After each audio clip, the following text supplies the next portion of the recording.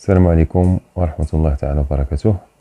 كما غنشوفوا في هذا الفيديو واحد الحادثة اللي خطيرة اللي تسببت في الوفاة نتاع سائق هذه السيارة، والسبب الوحيد ولا السبب اللي تسبب في هذه الحادثة هو صاحب الشاحنة اللي ما كانش مخدم الأضواء ولا ما كانوش كيشتغلوا عنده الأضواء، يعني غادي بالليل بدون أضواء.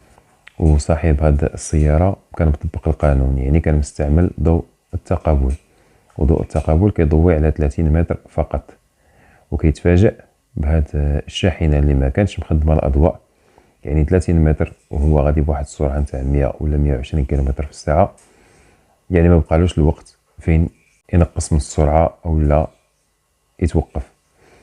كما كنشوفوا أنه ضغط على الفرامل في آخر لحظة، ولكن الوقت ما ساعدوش، يعني ما كانش عنده الوقت.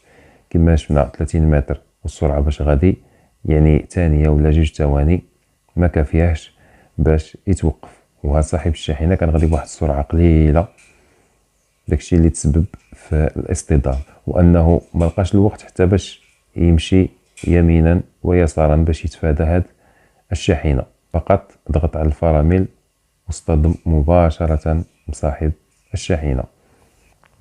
إذا كنتمناو من السائقين يستعملوا الأضواء نتاعهم، وإلا ما كانوش الأضواء خدامين ما يشدوش الطريق، لأنه كيشكلوا خطر عليهم وخطر على باقي السائقين. إلى اللقاء.